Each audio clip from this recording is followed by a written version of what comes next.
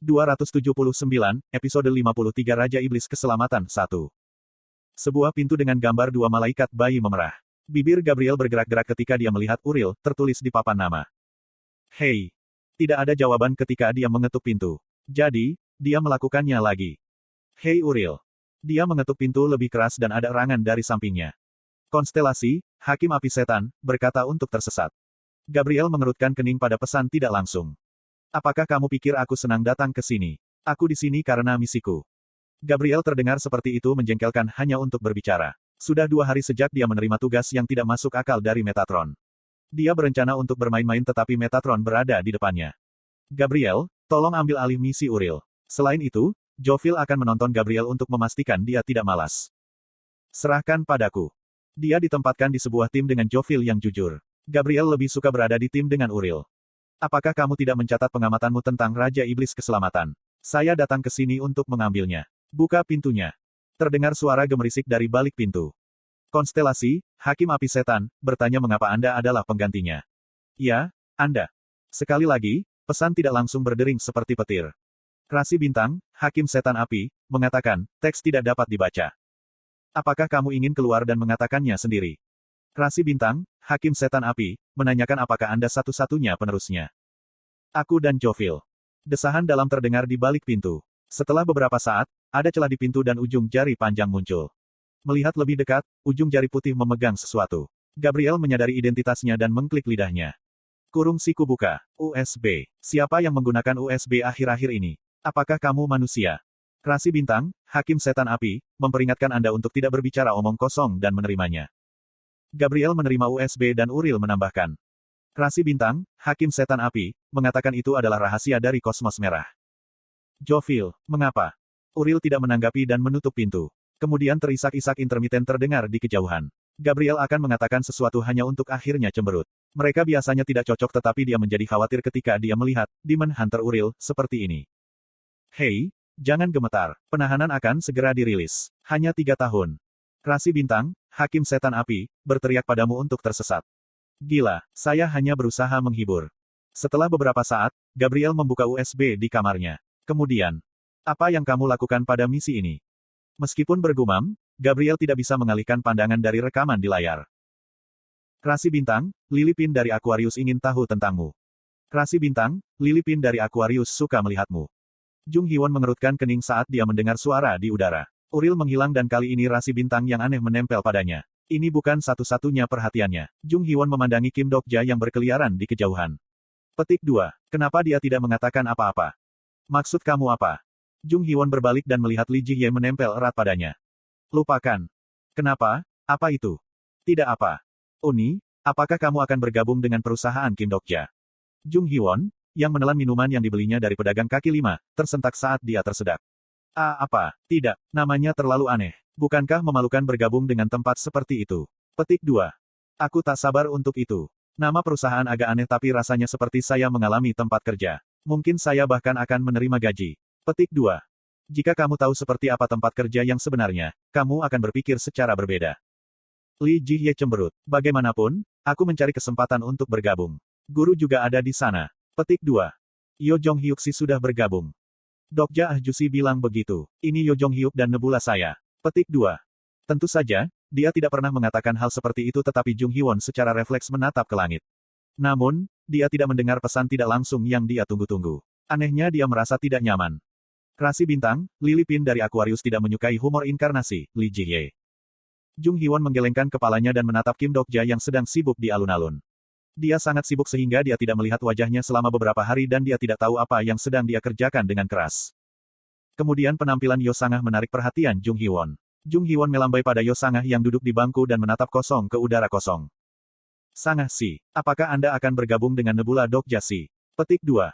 Yo Sangah menemukan Jung Hyewon dan mendongak kaget. Apa yang dipikirkan wanita ini bahwa dia kehilangan jiwanya selama beberapa hari? Situasiku sedikit. Benar juga, sulit bagi Sangah si. Petik 2. Yo Sangah adalah inkarnasi dari Olympus. Itu adalah kasus khusus di mana dia didukung oleh seluruh nebula dan akan sulit untuk bergabung dengan nebula Kim Dokja. Jelas apa yang akan terjadi jika dia menerima sponsor hanya untuk memilih nebula lain. Sebaliknya, aku mengajukan tawaran aliansi. Beberapa rasi bintang memiliki hubungan persahabatan dengan Dokja si melalui saya. Petik 2.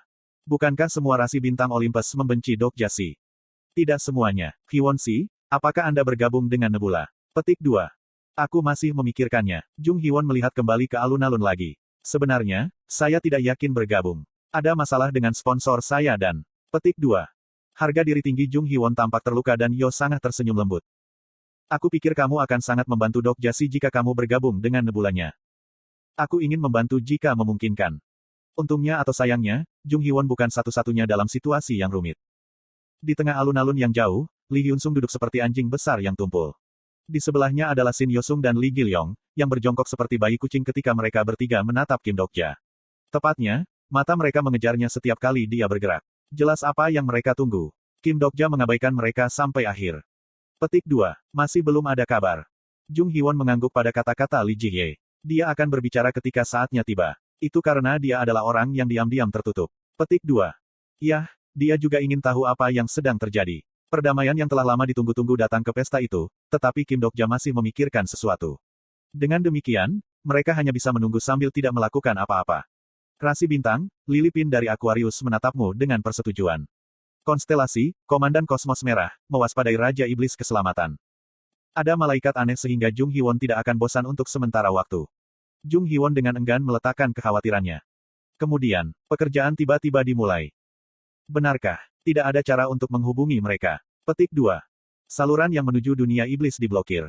Itu pesona yang kuat. Petik 2. Ekspresi Han Suyong menjadi muram pada kata-kata Lee Sukyung. Dia telah memanggil para Dokaibis sejak beberapa waktu yang lalu tetapi tidak ada yang menjawab.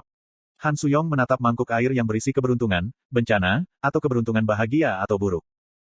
Kemalangan, kemalangan, kemalangan, kemalangan, kemalangan, kemalangan, kemalangan. Dia tidak bisa menghitung berapa kali kemalangan muncul.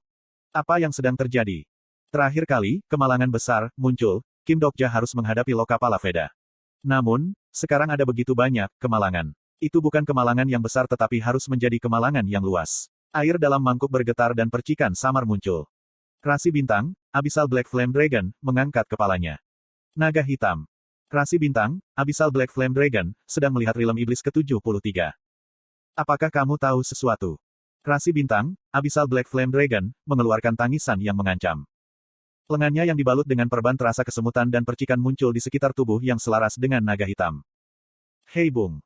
Perasaan naga api hitam ditransmisikan. Naga hitam tidak pernah bertindak seperti ini setiap kali dia bertemu lawan. Konstelasi, pakar memainkan kedua sisi, memiliki bibir pucat. Rasi bintang, Guam Divine Doctor, meneteskan air liur. Rasi bintang, Raja hebat Heoncheon Hongdo Gyung Munwimu, diam-diam meletakkan miliknya. Pedang. Rasi bintang, First Spiritualist of Joseon, sedang membersihkan jejaknya. Rasi bintang semenanjung Korea mematikan lampu mereka. Seolah-olah mereka bersembunyi dari pemangsa. Lengannya yang diperban terus menggelitik.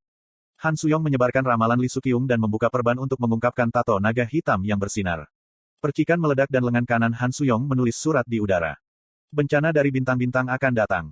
Bencana bintang-bintang. Apa itu? Abyssal Black Flame Dragon, yang arogan menganggap situasi ini sangat mendesak sehingga dia harus menulisnya secara manual. Dia merasakan kehendak Abyssal Black Flame Dragon yang ingin menghentikannya pergi ke dunia iblis bagaimanapun caranya. Hei, jangan membuatku gugup. Apakah kamu melakukan ini lagi? Petik 2. Dia telah dibodohi oleh Abyssal Black Flame Dragon lebih dari sekali atau dua kali. Dia tidak tahu apa yang dibicarakan naga hitam itu, tetapi Kim Dokja telah meramalkan invasi Olympus ke semenanjung Korea. Jadi, mungkin dia tahu tentang situasi ini. Tidak peduli apa yang datang. Ada percikan samar saat tangan Han Suyong bergerak di udara seperti sikat. Derilem iblis ke-73 akan binasa. Itu adalah Sein pedang Breaking the Sky yang memperhatikannya terlebih dahulu. Dia berbaring di dinding kompleks industri dan menjatuhkan pipa merokok di mulutnya. Petik 2. Orang itu benar. The Breaking the Sky Sword Sein bergumam sementara Breaking the Sky Sword memancarkan cahaya yang menyilaukan saat ditarik keluar. Setelah mendapatkan nama Breaking the Sky Sword, dia memegang pedang ini kurang dari 10 kali. Itu adalah pedang yang membuatnya disebut bencana murim. The Breaking the Sky Sword Sein merasakan tekstur pedang di telapak tangannya dan terasa lucu. Sebuah bencana. Apa yang bisa disebut bencana? Bagi manusia, bencana adalah fenomena alam dalam skala besar. Misalnya, tanah longsor, tsunami, dan gempa bumi. Itu adalah fenomena besar yang tidak bisa dilawan oleh kekuatan manusia. Bagi Transcendent, itu tidak lebih dari manipulasi fenomena fisik. Mereka adalah keberadaan yang jauh melampaui standar manusia. Mereka dapat menyebabkan tanah longsor dan tsunami dengan pisau dan dapat menenangkan mereka. Untuk transenden seperti Sein pedang melanggar langit, kata bencana berarti sesuatu yang berbeda dari standar manusia biasa. Mungkin Sein pedang melanggar langit menghadapi jawabannya sekarang. Bunga api kecil memantul dan tiba-tiba Kyrgios ada di sisinya. Aura elektrifikasi sudah naik dari tubuh Kyrgios. The Breaking the Sky Sword Sein perlahan-lahan mengangkat kekuatan sihirnya. Kedua transenden memandang ke ujung yang jauh dari kehampaan. Kyrgios bertanya, itu dia. Itu belum terlihat dengan mata telanjang tetapi kehadiran jelas menuju ke tempat ini. The Breaking the Sky Sword Sein menjawab dengan suara berat, tidak ada keraguan. Orang yang mencoba melahap murim pertama. Petik 2. Kegelapan memasuki atmosfer. Dari sisi lain alam semesta yang menelan cahaya, ada sesuatu yang mendekat sambil melahap kemungkinan yang tersebar. TL, Rainbow Turtle.